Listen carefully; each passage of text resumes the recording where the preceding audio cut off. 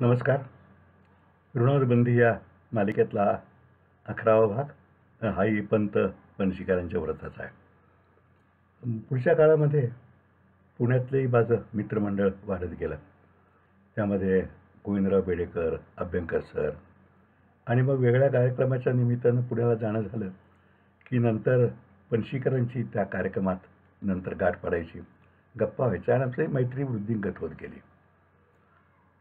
पुढे सातारला छत्रपती अभयसिंहराजे भोसले यांच्या स्मृतीप्रित्यर्थ दरवर्षी ती मंडळी काही कार्यक्रम, त्यांचे चिरंजीव शिवेंद्रसिंहराजे वगैरे, त्यांना मी सुचवलं की तुम्ही कलाविष्काराचा सांस्कृतिक कार्यक्रम काहीतरी ठेवा. आणि त्याप्रमाणे त्यांनी विजय कुळेकरांनी तेव्हा एक संहिता लिहिली होती नाट्यसंपादन पणशीकरांच्या एकूण नाट्यप्रवासाबद्दलची. तो आज एक 2.5-3 तासाचा तो कार्यक्रम करायचे, तो त्यांनी ठरवला. मध्यस्थ मी होतो अर्थात त्यामध्ये. आणि तो कार्यक्रम अतिशय सुंदर कुळेकरांनी दिला. आणि पणशीकरांचं म्हणजे औरंगजेबाचा मेकअप कसा करायचा, तुम्ही नवसमधल्या त्या जे 5 भूमिका वेगळ्या करायच्या त्यासाठी काय तयारी असायची, असं सरळसुरेख तो कार्यक्रम रंगवला. आणि शिवाय नाट्यप्रवेश होते, इतर कलाकार त्यामध्ये होते, रमेश भाटकर होते. आणि असा तो एक 3-1 तासाचा कार्यक्रम साताऱ्यामध्ये तालीम संघाचं मैदान आहे तिथे उत्तम झाला. तो झाल्यानंतर त्यांची निवासाची व्यवस्था सगळ्यांची सर्किट हाऊसला केली ती, पण जेवणाची व्यवस्था सातारा क्लबमध्ये केलेली. तर मला पंतांनी आग्रह केला की आमच्याबरोबर जेवायला तू चल म्हणून. आणि मग मी त्यांच्याबरोबर जेवायला गेलो. मी रमेश भाटकर, मी पणशीकर, आता रमेश भाटकरी आता नुकतेच गेले. आणि मग जेवण गप्पा अशा सुरू झाल्या आमच्या. बराच वेळ गप्पा झाल्या, जेवण झालं. तेव्हा कुळेकर स्वतः होते आणि पंतांचे चिरंजीव सुप्रसिद्ध गायक आता पंडित रघुनंदन पणशीकर तेही बरोबर तेव्हा आलेले होते. गप्पा संपून आम्ही बाहेर पडलो, जेवण संपून आणि गप्पा संपून. आणि गाडीत बसता बसता हा विषय निघाला की पंतांचं आमचं बरेचदा असं बोलणं व्हायचं की आत्मचरित्र लिहितोय मी, असं पंत बनायचं, कुठपर्यंत आले असं मी विचारायचो. तो विषय निघाला. मग तेव्हा रघुनंदन म्हणजे रघु आम्ही म्हणतो, रघुदादा किंवा रघुच म्हणतो, तर तो म्हणला की काका, बाबा म्हणतायत सगळं लिहितो, पण सारखे यांचे कार्यक्रम चालू आहेत. आज कुठे इकडं अध्यक्ष म्हणून गेले, तिकडं प्रमुख पाहुणे म्हणून गेले, पुन्हा पुरस्कार द्यायला गेले. आता मला ते जरा थोडं खटकलं, कारण त्यापूर्वी 2दा आम्ही 1991 पासून दरवर्षी सातारा जिल्ह्यातल्या व्यक्तीला सातारा भूषण पुरस्कार देतो. तो 4-5 वर्ष झाल्यानंतर मी 96-97 दरम्यान सविता प्रभूने, ज्या सातारच्या वाईच्या आहेत त्यांना आम्ही द्यायचं ठरवलं. तेव्हा मी पंतांना आग्रहाने बोलवलं आणि पंतांच्या हस्तेच तो पुरस्कार दिला होता. आणि त्यानंतर नटवर्य चित्तरंजन कोरडकर बापू, तेही सातारचे, त्यांना पुरस्कार वेळा पंतांच्या हस्तेच तो आम्ही दिला होता, कारण बापूंचं आणि त्यांचं तर आणखी जास्त संघटन होतं. तेव्हाची एक गंमत ती मला सहज जातात आठवली सांगतो. पुरस्काराचा कार्यक्रम समर्थ सदनमध्ये होता आणि पंत स्वतः उत्तम कपडे वापरायचे, उत्तम नेसायचे, धोतरसुद्धा. ते पंतांनी असं एक बंगाली धोतर उत्तम नेसलं, तसं रुंद काळा काठ वगैरे असलेलं, आणि असं टिपिकल सुरेख नेसलं. कार्यक्रम सुरू झाला, पुरस्कार द्यायची जेव्हा वेळ आली तेव्हा टेबलाच्या मागं पंत बसले खुर्चीवरती आणि पुरस्कार तिथनं द्यायचा. पंत मला हळूच कानात म्हणाले, ओ गोडबोले, मी इतकं सुरेख धोतर नेसले, हे लोकांना दिसायला नको का? स्टेजच्या पुढे जाऊन आपण पुरस्कार देऊया. पुढे जाऊन पुरस्कार द्यायला खरोखरीच आहे. आणि तेव्हा पंतांनी फार सुरेख सांगितलं तर नटाची व्याख्या म्हणजे नाटककार आभाळभर आशय घेऊन तो शब्दांच्या चिमटीमध्ये पकडून नटाच्या हवाली करतो, आणि नटाने ती चिमूट आपला अभिनय, वाचिक सामर्थ्य याच्याजवळ उडून पुन्हा तो आभाळभर अर्थ प्रेक्षकांच्या पोचवायचा असतो. हे नटाचं कौशल्य खरं आहे. आणि खरं होतं ते, कारण पंतांनी आयुष्यभर हे काम केलेलं होतं. आणि पंतांनी आयुष्यात किती नाट्यप्रयोग केले असतील आपला अंदाज आहे. 8,000 प्रयोग पंतांनी केले, कित्येक नाटकांचे 1,000-1,500 असे प्रयोग केले. आणि महाराष्ट्रभर पंत नाट्य व्यवसायातले खऱ्या अर्थाने भीष्माचार्य होते. म्हणजे कुठली गावं, तिथल्या थिएटर व्यवस्था, तिथल्या जेवणाची व्यवस्था, जायचा रस्ता, कुठ्या अडचणी काय आहेत, पंतांना इत्थंभूत माहिती होतं. ज्ञानकोश म्हणून आपण नाट्यव्यवस्था, अशा तऱ्हेचे पंत होते. कुठलं वाटेल ते, कोकणातलं गाव असो, गोव्यातलं असो, सातारा जिल्ह्यात तर बारकं जिथं गाव असेल, समजा अगदी निमसोडके आहे किंवा खटाव आहे, पंतांनी तिथेही केव्हा तरी प्रयोग केला असायचा, तेही त्यांना माहिती असायचं. तर असा हा शब्दकोश होता, ज्ञानकोश होता खरोखरी. तर आमचं त्या गप्पामध्ये हा विषय पुरस्काराचा झाल्यानंतर मी म्हटलं, पण पंत तुम्ही आता बैठक मारून बसायला पाहिजे बुवा. तर असं करू तुम्हाला सातारा इथं आणून बसू एकदा. पण ते एकदा म्हणले, हो हो, छान, सातारला बसतो मी, 8 दिवस अगदी थांबतो आणि लिखाण पूर्ण करून टाकूया. मग म्हणजे ठीक आहे, तारीख ठरवूया लगेच. कारण ते झटबंगनी पट ब्याह झाल्यावर बरं असतं ना. म्हणलं आता हे 3 तारखेला आपण मी तारीखा वेगळ्या असतील तेव्हा बोललेल्या, या 3 तारखेला बसाय का? 3 म्हणले, नाही 3ला काय झालं, मी एक हा अमुक ठिकाणी कार्यक्रम घेतला. बरं म्हणलं, मग आता पुढचा एक 5-6 तारखेला, नाही तिथं हा कार्यक्रम घेतला. मग आता रघुनंदन म्हणला की, कुळेकरी म्हणले, रघुनंदननी म्हणला की, अहो असं कसं होणार, तुम्ही केव्हा तरी थांबलात तर होईल ना. मग असं होतं होता साधारणपणे एक 3 आठवड्यानंतरचा एक दिवस ठरला की या दिवशी पंतांनी सातारला यायचं आणि 8 दिवस सातारला थांबून त्यांचं आत्मचरित्र जे आहे, जे पुढं राजहंसनी मी तोच म्हणून नावाने प्रसिद्ध केलं, खूप गाजलं ते, त्याचा राहिलेला भाग पूर्ण करायचा. मग त्या ठरलेल्या दिवसाच्या आदल्या दिवशी मी इन्कम टॅक्सचं काम काढलं पुढे. गाडी घेऊन गेलो. दुसऱ्या दिवशी काही पंत पर्वतीला पुढच्या काळात राहत होते, HIG फ्लॅट्समध्ये. ते सकाळी त्यांना घेतलं आणि गाडीत घालून सातारला घेऊन आलो. सातारला माझे मित्र मोहनराव भडी यांचं मोहनार्क हॉटेल होतं, आहे अजूनही आहे. तिथल्या खोलीत त्यांना ठेवलं. त्यांचे लेखनिक आप्पा कुलकर्णी, आप्पासुद्धा अतिशय हरवणारे मनुष्य, म्हणजे पुण्यामध्ये उत्तम लेखनिक आणि शिवाय स्वतः शिळेवरती सर्व गाणी अप्रतिम वाजवणार असं आप्पा. आणि दुसरी बाजू म्हणजे आप्पांची, पुण्यात म्हणजे वैकुंठ स्मशानभूमी आहे, तिथं काम करणाऱ्या सर्व सेवकांचा दिवाळमध्ये जाऊन सत्कार करून त्या प्रत्येकाला फराळाचं देणारे असे आप्पा कुलकर्णी. हे त्यांचे पंतांचे लेखनिक. ते दुपारी आले. एक खोली पंतांना, समोरची खोली आप्पा कुलकर्णी, असं ठरलं आमचं. मग रात्री गप्पा झाल्या. आता म्हणजे उद्यापासून लिहायला सुरुवात करायची आता आप्पा आलो. रात्री आमचं 10-11 वाजेपर्यंत गप्पा चालल्या, जेवण झालं, मी घरी परत आलो. सकाळी 8:30 वाजता पंतांना फोन केला. म्हणलं, पंत विद्यार्थी बसले का अभ्यासाला? अरे हो हो हो, बसतोय म्हणले, आता आवरतोय सगळं, बसतोच आहे. तू किती वाजता येतोयस? म्हणलं, मी मध्ये अजिबात येणार नाही, मी रात्री 8 वाजता येईन. आणि मग खरोखरीच पंतांनी सांगायला आणि आप्पा कुलकर्णी लिहून घ्यायला सुरुवात केली. मी ठरल्याप्रमाणे संध्याकाळी गेलो. मग त्या दिवशी लिहिलेला मजकूर आणि त्याशिवाय आधीचा काही मजकूर पंतांच्या आठवणीतला.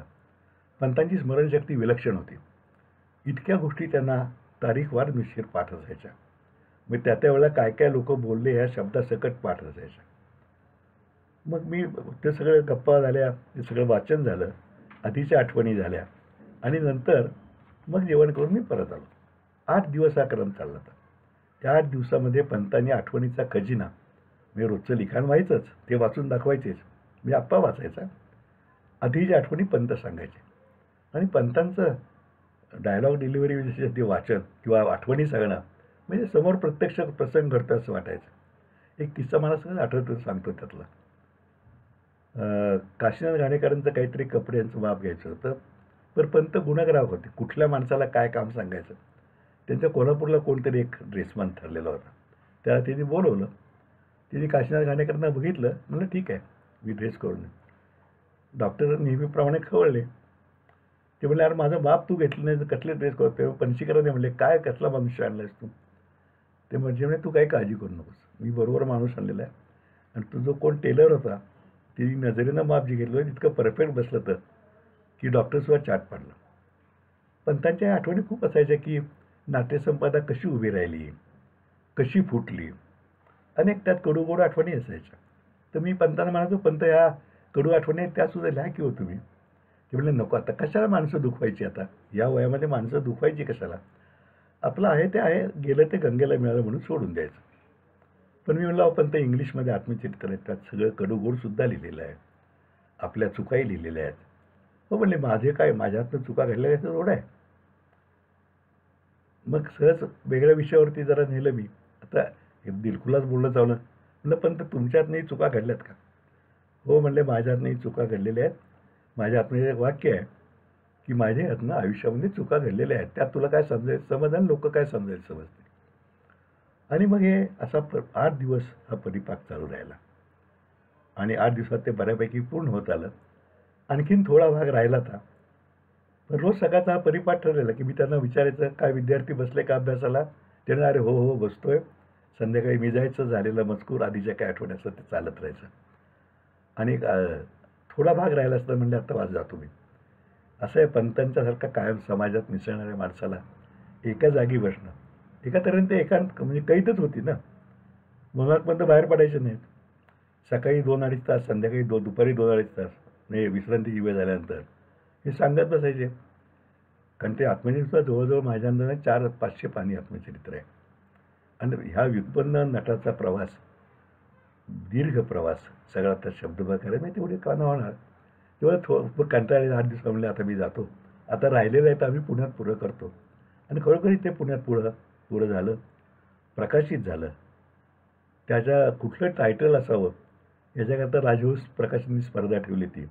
त्या स्पर्धेमध्ये मी तोच हे टायटल ठरलं त्या पुस्तकाचं आणि त्याप्रमाणे ते पुस्तक लोकप्रिय झालं. अशा वेगवेगळ्या अनेक आठवणी महत्त्वाच्या आम्ही आपल्याशी शेअर केल्या. आणि निश्चित आपल्यालाही त्यामध्ये या माणसांचे व्यक्तिमत्व वेगळ्या तऱ्हेनं आपल्याला बघायला लागलं. पंतांचा नाट्यसंपदा पुढं काही काळ चालली. आता नाटकधंदा आत्ता काही चालू आहे कधी मला माहीत नाही, पण बरेच दिवस चालू आहे त्यांच्या बंधूंनी. रघुनंदन पणशीकरांनी संगीत दिलं, एक नाटकही चांगलं चाललं. आणि पंतांनी स्वतः भूमिका नसलेली सुद्धा खूप नाटकं, कट्यारसारखं नाटक नाट्यसंपदा, नाटकामध्ये एक नाममुद्रा होती पंतांची. गुणग्राहकता त्यांच्याकडे असल्यामुळे गुणी माणसं आणून त्यांना कामाला लावणं, त्यांच्याकडनं पाहिजे ते उत्तम करून घेणं आणि मुख्य हा डोलारा सांभाळणं. पंत नेहमी म्हणत, अरे नाटक कंपनी चालवायची म्हणजे सगळ्यांना सांभाळून घ्यायला लागतं. डॉक्टरांना सांभाळणं मग किती अवघडतं मला माहीत आहे. पंतांना असे अनेक नट, अनेक अभिनेते अभिनेत्र्या, बॅकस्टेज वर्कर्स सांभाळायचे. नाट्यलेखकाचा एक किस्सा मला सांगितला त्यांनी एकदा, की अतिशय सुप्रसिद्ध नाट्यलेखक त्यांची रॉयल्टी दर महिन्याला किती प्रयोग झाले त्याप्रमाणे पाठवायची असायची. तर असं काही त्यांचं लेखन म्हणजे रॉयल्टीवरनं बोलणं चाललं. तर अरे म्हणले काय गंमत आहे, मी दर महिन्याला 1 तारखेला चेक काढून त्यांना रॉयल्टी पाठवतो. एखाद्या महिन्यात जर 2 तारीख 4-5 तारखेपर्यंत पाठवायचा राहिला कुठं जवळ असल्यामुळं की त्यांचा फोन येतो, अहो यावेळेला मला मी विमा हप्ता भरायचा राहिला आहे बरं का.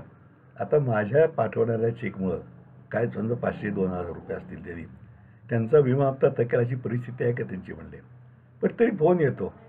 हे सगळं मला सोसायला लागतं. आणि खरोखरी पंतांनी डॉक्टर घाणेकरांना तर सांभाळत, पण अनेक लोकांना सांभाळलं. नटांचं आयुष्य वेगळं असतं. नॉर्मल जीवनाचे यमनियम त्यांना लागून असतात. त्यांना सांभाळून ही नाटक कंपनी पंतांनी नाट्यसंपदा चालवली नाही, वैभवाला नेली. हे पंतांचं मोठं यश आहे. त्यानंतरच्या काळामध्ये पंत आजारी पडले. दीनानाथमध्ये त्यांना ॲडमिट केलं. तेव्हाही एकदा मी भेटायला गेलो. तेव्हा पंतांना ऑक्सिजन मास्क लावला होता, बोलायचं नव्हतं. मग मी म्हणलं, पंत मी अरुण गोड बोलावलं. हो हो. नुसतं ती मान हलवली आणि असा हाताने आणता ऑल राईटचा खूण केली की मी आता यातनं बाहेर पडतो आहे. मला ते सगळं दृश्य बघून शरपंजरी पडलेल्या भीष्माचार्यांची आठवण झाली.